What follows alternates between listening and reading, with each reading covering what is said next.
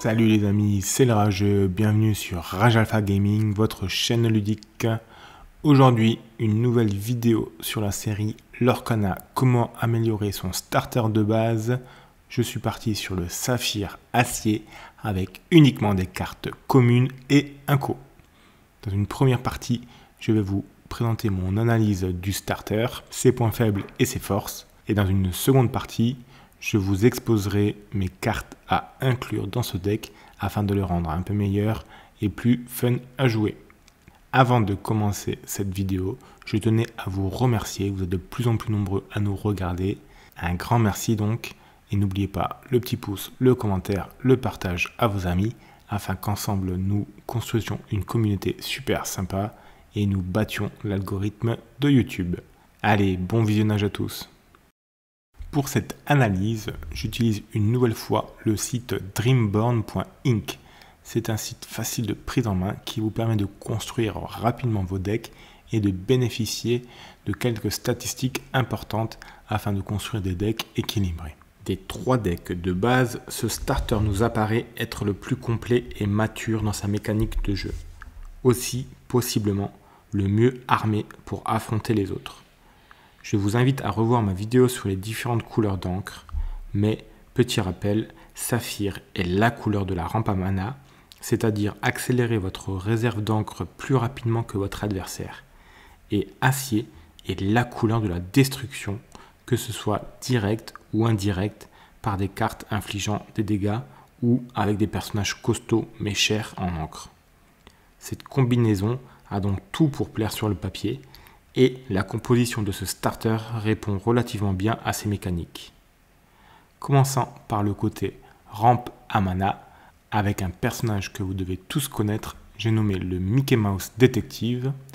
C'est une 1-3 pour 3 non ancrable qui a cette règle indice qui dit que vous pouvez placer, lorsqu'il arrive en jeu, la première carte de votre deck face cachée et engagée dans votre réserve d'encre.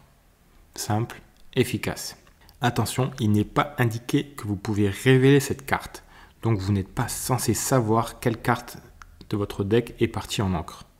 N'hésitez pas à me corriger en commentaire si mon interprétation de la règle n'est pas la bonne, mais selon moi, vous ne pouvez pas savoir laquelle de votre carte est partie en encre. Un autre personnage permettant la rampe à mana, j'ai nommé la grand-mère Tala, appelée affectueusement Mamie Tala. Il s'agit d'une 1-1 pour 2 ancrables qui apporte 1 de l'or. Vous pourrez l'envoyer rejoindre votre réserve d'encre une fois qu'elle a été bannie. Attention, elle rejoint la réserve en étant épuisée, même si Mamie Tala ne l'était pas à la base. De plus, contrairement à certains personnages qui activent leur capacité après avoir été détruits lors d'un défi, Mamie Tala active sa capacité peu importe la manière dont elle a été bannie. Donc même si elle est bannie directement via par exemple un fracassé, elle pourra aller en encre. Néanmoins, ce choix vous appartient et vous êtes totalement libre de décider de ne pas la mettre en encre, mais de la mettre dans votre pile de défausse. Ce choix me semble assez impossible, mais on ne sait jamais, vous avez peut-être envie de le faire et vous pourrez le faire. Enfin, on possède 2 exemplaires de la carte Je vole. C'est une carte action et chanson. Pensez-y pour la lancer sans payer son coût via certains personnages. Elle a simplement le même effet que le Mickey Détective et elle est présente en 2 exemplaires dans votre deck. Vous avez donc 7 cartes qui vous permettent une rampe à mana, uniquement des communes ou des incos, donc facilement augmentables et toujours utiles. Vous gagnerez ainsi 1 ou 2 tours d'avance sur votre adversaire pour lancer les gros tons de votre deck. Et c'est là qu'on voit une vraie structure à ce starter de base, car des tons, vous en avez. Enfin, des tons, pas vraiment, c'est plutôt des lions, mais bon, vous allez voir tout de suite avec la première rare de ce starter, j'ai nommé Simba, roi de retour. Il s'agit d'une 4-6 pour 7 ancrables qui apporte 2 de l'or. Il porte les mots-clés Storyborn, héros et roi, ce qui est peu impactant actuellement dans le jeu. C'est un chasseur parfait qui bénéficie d'insaisissable durant votre tour grâce à sa règle Bon, parfait pour attraper les cartes insaisissables adverses qui pourraient s'envoler au niveau du lore. De plus, avec sa force de 8 lorsqu'il défie, quasiment aucune carte adverse ne pourra lui résister. Les lions vivant en meute, Simba est accompagné de son père Mufasa en 2 exemplaires, une 4-6 pour 6 ancrable, très solide donc, qui apporte 3 de l'or lorsqu'il part en quête. Tonton Scar est également de la partie, c'est une 5-4 pour 6 ancrable, apportant 2 de l'or et une règle plutôt sympathique dans les combats amicaux, en partie vraiment évoluée. Cette règle est assez anecdotique. On retrouve enfin 2 exemplaires de la version légitime héritier de Simba, qui est non ancrable mais utile, que ce soit pour chasser de petits personnages adverses ou encore pour faire son lore solidement. Autre ton ultime de ce jeu, j'ai nommé Maui demi-dieu. C'est un poète de 8-8 pour 8 ancrable avec un magnifique 3 de l'or. Il vous sera utile en fin de partie pour mettre les derniers points de l'or qui vous manquent solidement sans que personne ne puisse venir l'embêter. Rentrez ces cartes grâce à la rampe à mana 1 ou 2 tours avant votre adversaire vous donnera un avantage certain car peu de personnages seront capables de les défier. Néanmoins, il vous faut les protéger des actions adverses.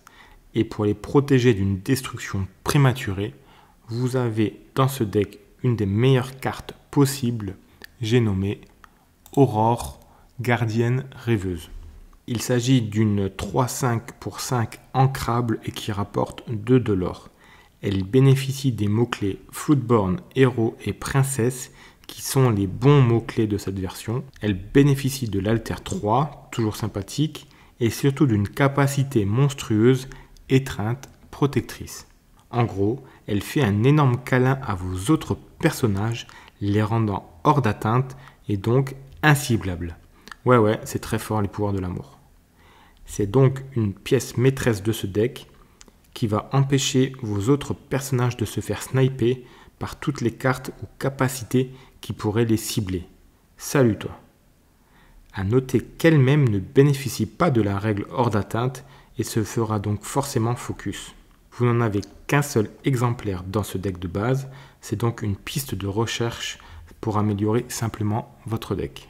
Elle est facilement jouable de par sa capacité d'alter, notamment grâce à cette aurore, la aurore princesse royale, qui est une 2-2 pour 2 ancrable avec 2 de l'or. Vous en avez 3 de base dans le starter, une 4e s'impose, surtout si vous avez réussi à récupérer une aurore gardienne. Mais ce n'est pas tout, et Aurore est présente en une 3e itération dans ce deck, avec la Aurore rose, une 2-5 pour 4 ancrable. Elle est certes moins forte que ses 2 autres copines, avec une règle unique assez anecdotique comme pour le Scar, mais bon, totalement potable pour le jeu amical. Pour résumer, vous avez donc une rampe à mana assez efficace et des gros costauds pour la fin de la partie. Cerise sur le starter, vous bénéficiez également de ressources pour stopper un adversaire agressif qui pourrait vous déborder à la course au lore en début de partie. Vous bénéficiez de cartes infligeant des dégâts directs, tels allumer la mèche ou fracasser. Vous bénéficiez également de personnages de début de partie super intéressants, tels le Capitaine Crochet et le Prince Eric, que j'étudierai un peu plus en détail dans la seconde partie de la vidéo. Concernant l'analyse pure des statistiques du deck, vous voyez une grosse proportion de cartes dans les valeurs 1, 2 et 3 d'encre, avec une courbe de mana s'effondrant vers les cartes les plus chères. Vous avez certes quelques tons dans le deck, mais ce sera à vous d'en apporter quelques-uns de plus. Au niveau de l'analyse des couleurs, le saphir prend légèrement le dessus avec 33 cartes pour 27 acier.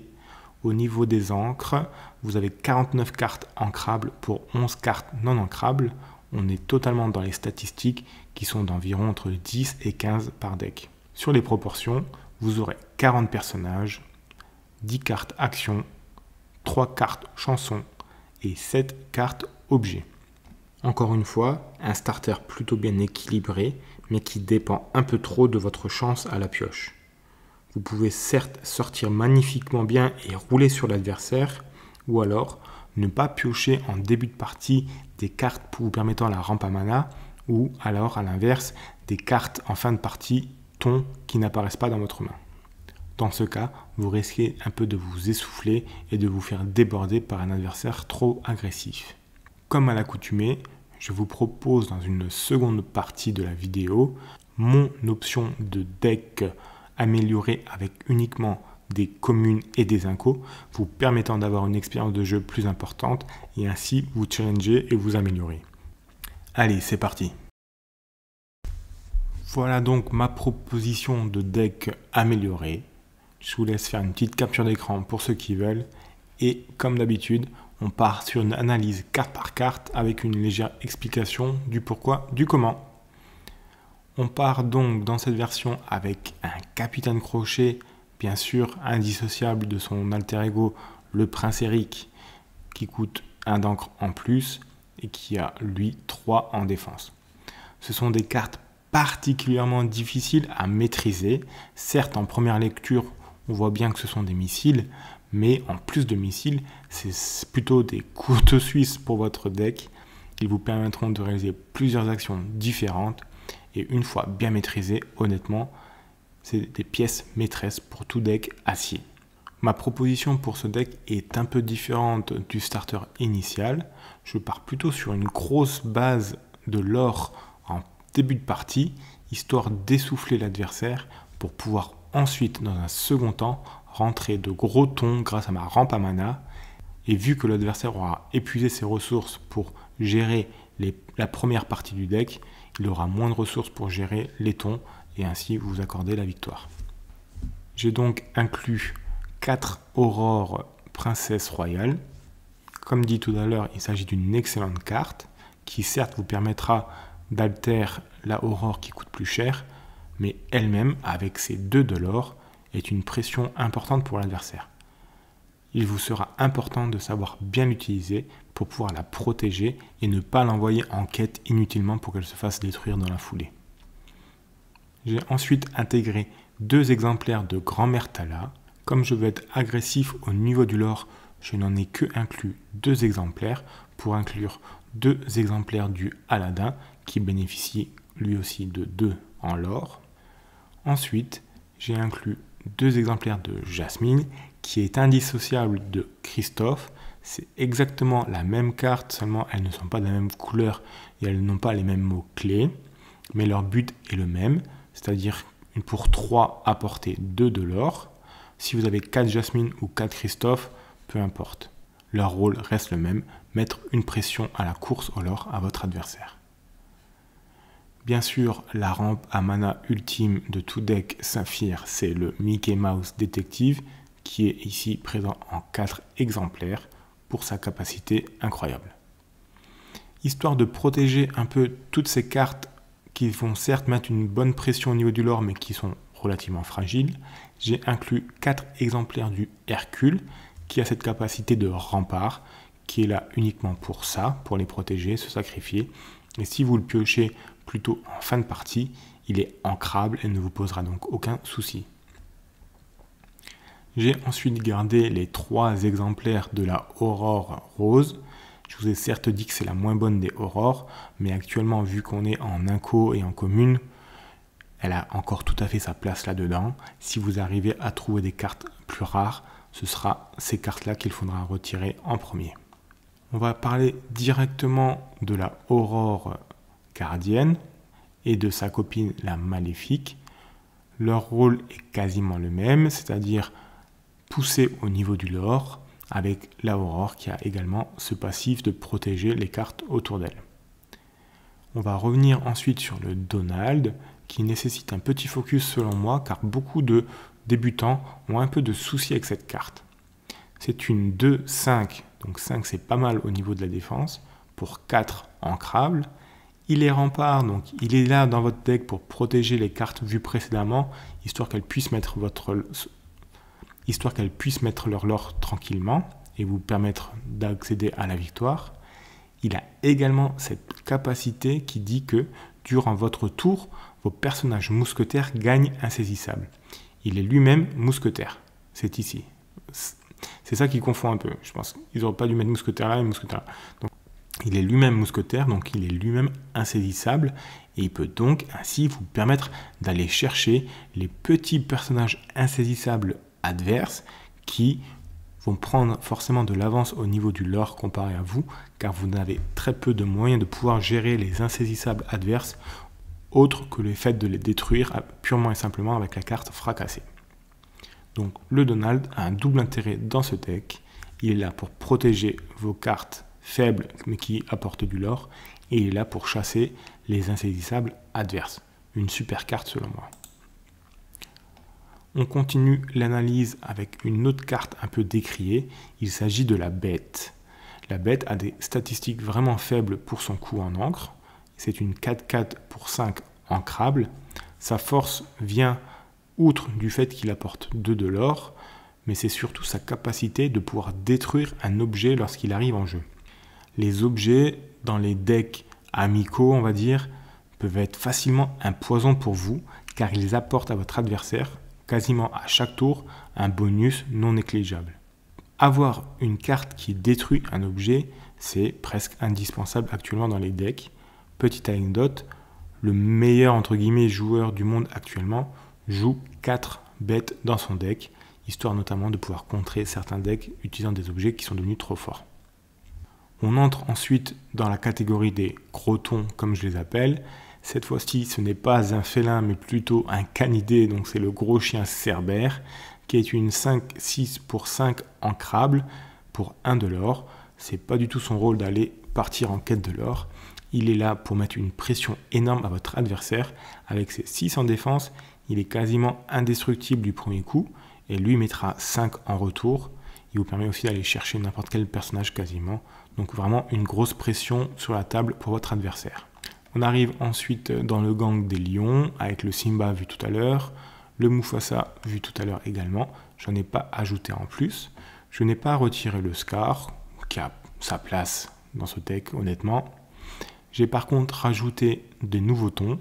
J'ai ajouté le Kronk, qui est une 6/6 pour 6 ancrable, qui a cette bonne particularité d'apporter 2 quand il va en quête. Et le penchant un peu plus cher, pour 7 ancrable, une 5/9, énorme, c'est la meilleure défense actuellement du jeu je crois. 2 de l'or quand il part en quête, j'ai nommé le roi Triton. Enfin, j'ai encore gardé le Simba qu'on a vu tout à l'heure, pour sa capacité à aller chercher les cartes insaisissables comme le Donald. J'ai retiré tous les objets du deck et je suis parti sur 6 cartes actions. J'ai gardé 2 cartes fracassées, toujours dans l'idée de pouvoir détruire une carte un peu trop forte chez l'adversaire ou qu'on n'arriverait pas à aller chercher via nos cartes à nous. Et développer ton cerveau, qui est une excellente carte qui permet de regarder les 2 premières cartes de votre pioche. Vous en prenez une de votre main et vous placez l'autre en dessous. Toujours bien de pouvoir piocher dans un deck. Enfin, j'ai gardé les 2 cartes Je vole pour leur capacité de rampe à mana vue tout à l'heure et la carte Tuons la bête en un seul exemplaire dans le deck de base. Pareil, si vous arrivez à en avoir une deuxième, ce sera tout à fait agréable. Voilà pour les cartes. Concernant les statistiques, je vous l'ai expliqué en début d'analyse. J'ai pris le parti d'avoir un gros pool de pression en début de game avec des cartes 1, 2, 3, certes pas très fortes, mais qui ont une capacité de l'or importante afin de forcer votre adversaire à utiliser des ressources contre elles pour, dans un second temps, commencer à sortir vos tons et avoir épuisé l'adversaire pour marquer les derniers points de l'or pour empocher la victoire. Au niveau des courbes de couleurs, on a légèrement inversé les statistiques. On a 32 cartes acier pour 28 cartes saphir.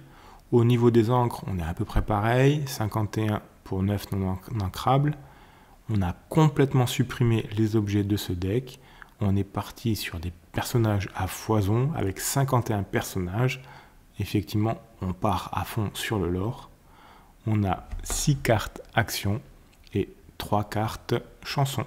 Et voilà les amis, mon analyse pour un deck commune Inco à partir du starter Saphir Acier. À titre indicatif, vous voyez que le prix n'est vraiment pas élevé, il est à peine plus que le starter de base.